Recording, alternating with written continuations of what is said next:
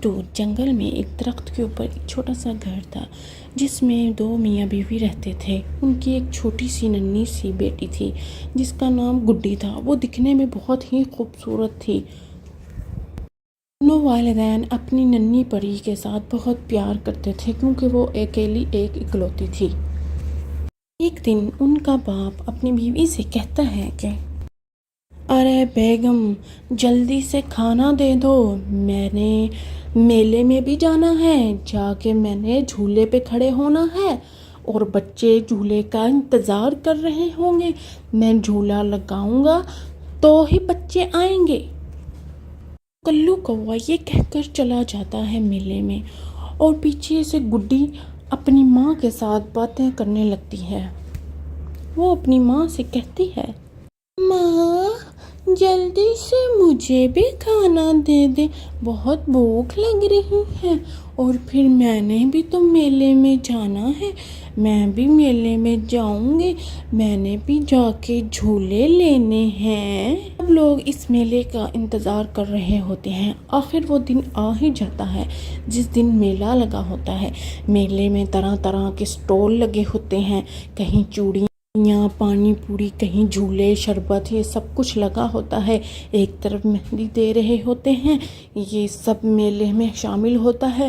لوگ طرح طرح میلے میں آ رہے ہوتے ہیں کیونکہ یہ بہت بعد میلے کا دن آتا ہے، اسی لیے سب لوگ بہت خوش ہوتے ہیں اور وہ خوشی خوشی اپنے کام آج کے دن چھوڑ کر میلے میں شامل ہوتے ہیں۔ کوئی رکشے میں آ رہا ہے، ایک رکشہ آ رہا ہے تو دوسرا رکشہ جا رہا ہے، رکشے بھر بھر کر لوگ میلے میں آ رہے ہیں، کوئی جھولے لے رہا ہے۔ اسی طرح جو کلو کوا ہے وہ بھی اپنے جھولے کے پاس آ کر کھڑا ہو جاتا ہے۔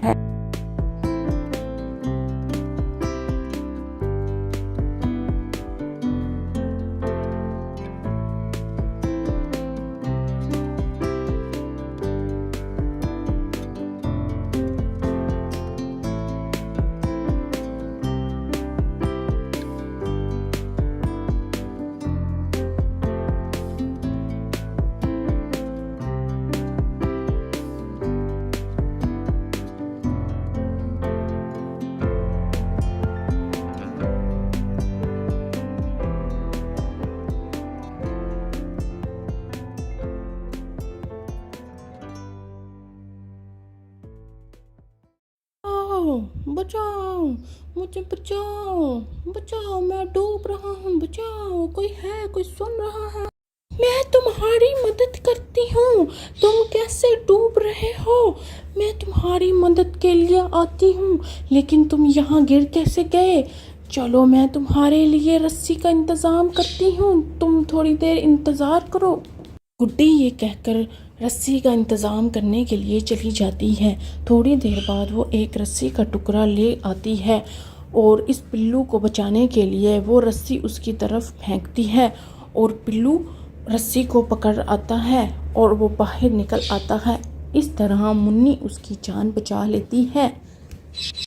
پلو منی کا شکریہ ادا کرتا ہے کیونکہ اس نے اس کی جان بچائی ہے۔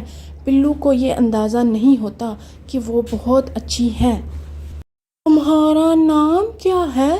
تم نے میری جان بچائی ہے، تمہارا بہت بہت شکریہ، میں تمہارا یہ احسان زندگی بھر نہیں بھولوں گا، میں تمہارا احسان کبھی بھی نہیں بھولوں گا۔ تم بہت اچھی ہو، کیا تم میرے سے دوستی کرو گی؟ گڈی اپنا نام بتاتی ہے کہ میرا نام گڈی ہے اور دونوں کی آپس میں بہت گہری دوستی ہو جاتی ہے۔ وہ کہتی ہیں میں میلے میں جا رہی ہوں، تم بھی آ جاؤ میرے ساتھ۔ گڈی اس کو میلے میں لے جاتی ہے اور اپنے باپو کے ساتھ ملاتی ہے، کہتی ہے باپو یہ میرا بہت اچھا دوست ہے۔ دونوں میں بہت اچھی سلام دعا ہوتی ہے۔ وہ میلے کا خوب لطف اندوز ہوتے ہیں، اچھا انجوائے کرتے ہیں، جھولے لیتے ہیں اور پھر گھر آ جاتے ہیں۔ دن ایسے ہی گزر جاتے ہیں اور اس کے بعد کلو، اس کی بیوی اور ان کی بیٹی تینوں آپس میں بیٹھ کر میلے کے دن کی باتیں کر رہے ہوتے ہیں کہ وہ ان کو کلو گڈی کے دوست کے بارے میں اپنی بیوی سے ذکر کرتا ہے۔ اتنے میں دروازے پر دستک ہوتی ہے کہ پلو آ جاتا ہے۔ کلو طوطا اپنی بیوی سے کھانے کا انتظام کرنے کو کہتا ہے کہ پلو پہلی بار ہمارے گھر میں آیا ہے، کوئی کھانے کا انتظام کل میں آپ سے آپ کی بیٹی کا ہاتھ مانگنے آیا ہوں، میں گڈی سے شادی کرنا چاہتا ہوں۔ پر گڈی شرما کر گھر سے باہر چلی جاتی ہے اور باپو اور پلو میں آپس میں بات چیت ہونا شروع ہو جاتی ہے۔ میری ایک شرط ہے انکل، ضرور بتائیں مجھے، ضرور میں پوری کروں گا، میں گڈی کو بتاؤں گا۔ دنوں کے بعد گڈی پلو سے ملنے کے لیے اس کے گھر کی اور جاتی ہے۔ وہ بہت خوش ہوتی ہے کہ ہماری شادی کی باتیں چل رہی ہیں۔ وہ ایک دن ملنے اس کے گھر جاتی ہے۔ وہ راستے میں بہت انجوائے کر رہی ہوتی ہے، اس کو سب بہت اچھا لگ رہا ہوتا ہے، وہ بہت خوش ہوتی ہے۔ لیکن جیسے ہی وہ اس کے گھر کے پاس پہنچتی ہے، وہ دیکھتی ہے کہ پلو آگے سگریٹ پی رہا ہوتا ہے۔ وہ بہت غصہ ہوتی ہے، وہ دل ہی دل میں بہت اداس ہو جاتی ہے، کیونکہ وہ جانتی ہے کہ اس کے باپ نے کیا شرط رکھی ہے۔ وہ پلو سے کہتی ہے، پلو یہ تم کیا کر رہے ہو؟ تم سگریٹ کیوں پی رہے ہو؟ مجھے تو اس بات کی بہت فکر ہو رہی ہے۔ ہاں گڈی، میں سگریٹ پی رہا ہوں۔ کیوں، کیا ہوا؟ تم ایسے کیوں کہہ رہی ہو؟ پلو تم جانتے ہو میرے باپو نے یہ شرط رکھی ہے کہ تم سگریٹ کوئی نشہ وشہ تو نہیں کرتے، لیکن تم تو یہاں بیٹھ کر سگریٹ پی رہے ہو۔ ارے منی، مجھے اس شرط کے بارے میں ذرا بھی نہیں پتا تھا، لیکن میں یہ کبھی کبھار پیتا ہوں، روز نہیں پیتا۔ لیکن اگر تم یہ بتا رہی ہو کہ تمہارے باپو کی یہ شرط ہے تو میں یہ چھوڑ دوں گا۔ تم میری بات پر یقین تو کر کے دیکھو۔ آگے سے کوئی جواب نہیں دیتی اور وہ چپ کر کے اٹھ کے اپنے گھر کی اور بڑھنے لگتی ہے۔ وہ بہت اداس ہو جاتی ہے اور پلو سے ناراض ہو جاتی ہے۔ پلو بھی اس کو پیچھے سے آوازیں دیتا رہ جاتا ہے، لیکن وہ اس کی ایک نہیں سنتی۔ منی گھر آ جاتی ہے اور وہ اداس بیٹھی ہوتی ہے۔ اس پر باپو پوچھتا ہے، گڈی بیٹا، تمہیں کیا ہوا ہے؟ تم یہاں پر اداس چہرہ بنا کر کیوں بیٹھی ہوئی ہو، جبکہ تمہیں تو بہت خوش ہو جانا چاہیے؟ باپو، میں اداس اس لیے ہوں کہ میں شادی کر کے اس گھر سے چلی جاؤں گی۔ بس مجھے آپ کی اور ماتا کی بہت یاد آئے گی، بس یہ سب سوچ کر اداس ہو رہی تھی۔ پھر گڈی باہر چلی جاتی ہے۔ وہ باہر جا کر دریا کے کنارے پر بیٹھ جاتی ہے اور پانی پینے لگتی ہے۔ اتنے میں وہاں پر پلو آ جاتا ہے۔ پلو اس سے بڑی معافی تلافی کرتا ہے۔ وہ کہتا ہے کہ تم مجھ سے ناراض مت ہو، میں تمہارے خاطر سب کچھ چھوڑ دوں گا۔ اگر تمہارے باپو نے یہ شرط رکھی ہے تو میں تمہاری ہر شرط کو پورا کروں گا۔ پلو یہ اسے منانے کی کوشش کرتا ہے تو گڈی بھی مان جاتی ہے۔ وہ کہتی ہے کہ ٹھیک ہے، جیسا تم کہہ رہے ہو، اگر تم اس شرط پر پورا اترو گے تو پھر میں تمہارے سے شادی کر لوں گی، ورنہ اگر تم نے یہ سب کام جاری رکھا تو میں تمہارے سے کبھی شادی نہیں کروں گی، بلکہ تمہارے سے اپنی دوستی بھی ختم کر دوں گی۔ نہیں نہیں گڈی، اس بات کی نوبت نہیں آئے گی۔ میں تمہاری خاطر سگریٹ تو کیا سب کچھ چھوڑ دوں گا، لیکن میں صرف سگریٹ پیتا ہوں کیونکہ مجھے ایسیڈیٹی ہو جاتی ہے۔ گڈی ہنسنے لگتی ہے۔ دوسری طرف کلو اپنی بیوی سے کہتا ہے کہ میں نے ان کا رشتہ پکا کر دیا ہے اور تم شادی کی تیاریاں شروع کر دو۔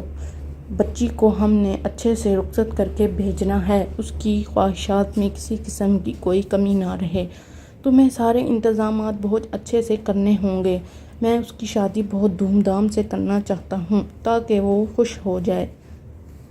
ٹھیک ہے سرتاج، جیسا آپ کہیں گے ویسا ہی انتظام ہو جائے گا۔ میں آج سے ہی شادی کی تمام تر تیاریاں اور ذمہ داریاں اپنے سر لیتی ہوں اور آپ کو کبھی شکایت کا موقع نہیں دوں گی، کیونکہ منی ہماری اکلوتی بیٹی ہے اور ہم اس کی ہر خواہش کو پورا کریں گے۔ رانی، مجھے تم سے یہی امید تھی، دل خوش کر دیا۔ شادی کا دن نزدیک آ جاتا ہے۔ منی تیار ہو کر ہال میں انتظار کر رہی ہوتی ہے۔ اس کا باپو، اس کی ماں دونوں اس کو سمجھا رہے ہوتے ہیں کہ بیٹا تم اپنا خیال رکھنا، پلو کا بھی خیال رکھنا، بہت اچھے سے اس کو نصیحتیں کر رہے ہوتے ہیں۔ وہ دونوں کی نصیحتوں کو بہت اچھے سے سن رہی ہوتی ہے۔ وہ کہتی ہے ٹھیک ہے، جیسا آپ کہیں گے میں ویسا ہی کروں گی، آپ فکر مت کریں، بس یہ ہے کہ آپ مجھ سے ملنے ضرور آتے رہیے۔ اتنے میں دروازہ کھلتا ہے اور پلو آنے لگتا ہے۔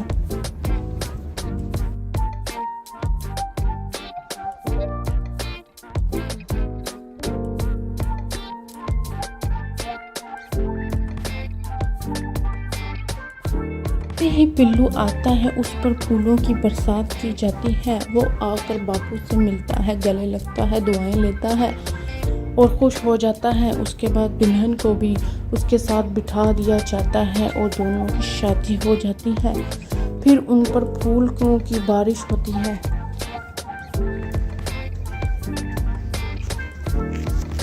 اور وہ دونوں خوشی خوشی سے اپنی زندگی بسر کرنے لگتے ہیں۔